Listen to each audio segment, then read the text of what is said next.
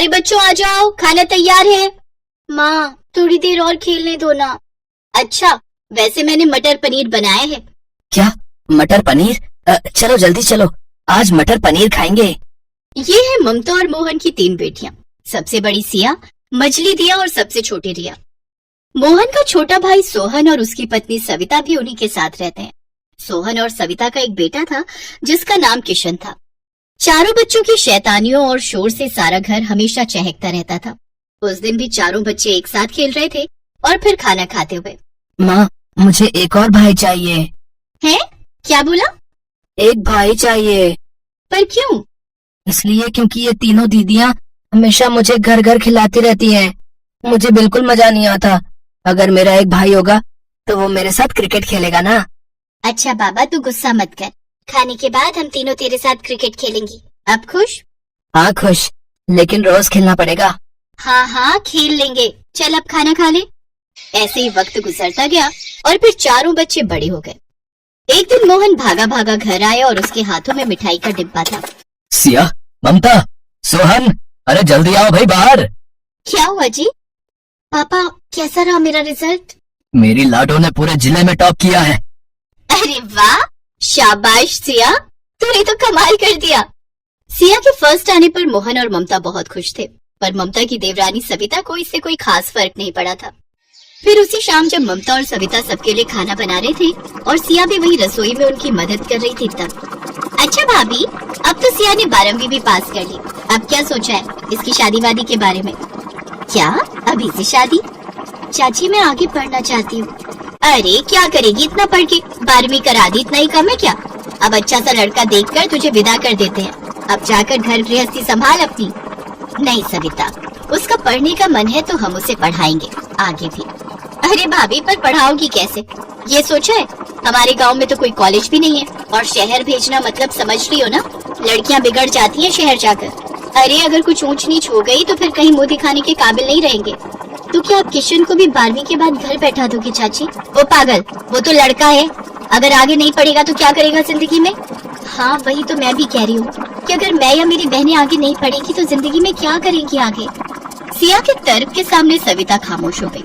बात बहस तक पहुँचती उससे पहले ही सविता मुंह घुमाकर वहाँ से चली गई।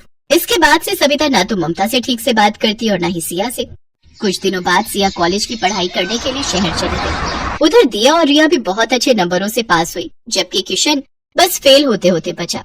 अब घर में 3 ही बच्चे बचे। अपनी दीदी की तरह दिया और रिया भी पढ़ाई में खूब मेहनत करने लगी और उधर किशन अब दोस्तों के साथ सारा दिन मस्ती करने लगा। ऐसे ही कई साल और बीत गए और फिर एक दिन।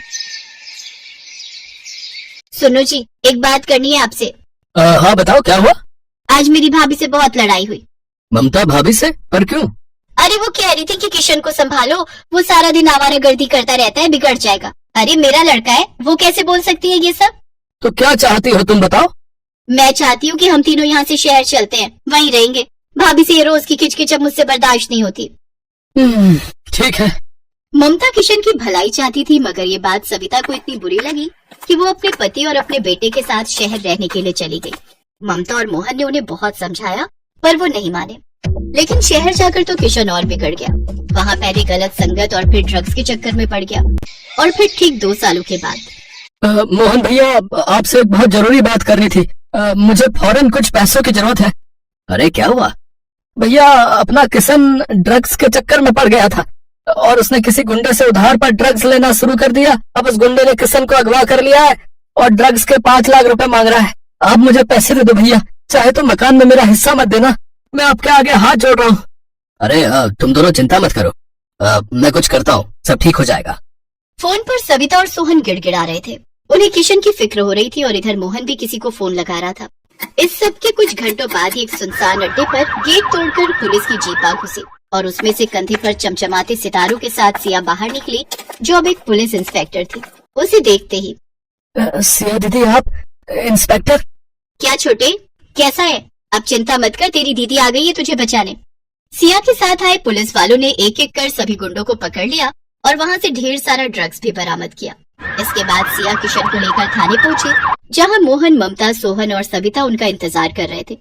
और फिर सिया को देखकर सविता और सोहन की आंखें फटी की फटी रह गई। मम्मी पापा, देखो सिया दीदी ने मुझे बचा लिया। दीदी पुलिस इंस्पेक्टर बन गई मम्मी।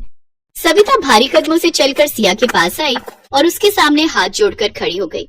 मुझे माफ कर दो बेटी, मैं गलत थी, मेरी सोच गलत थी। तुमने और तुम्हारे माता पिता ने साबित कर दिया कि बेटा बेटी में कोई फर्क नहीं होता।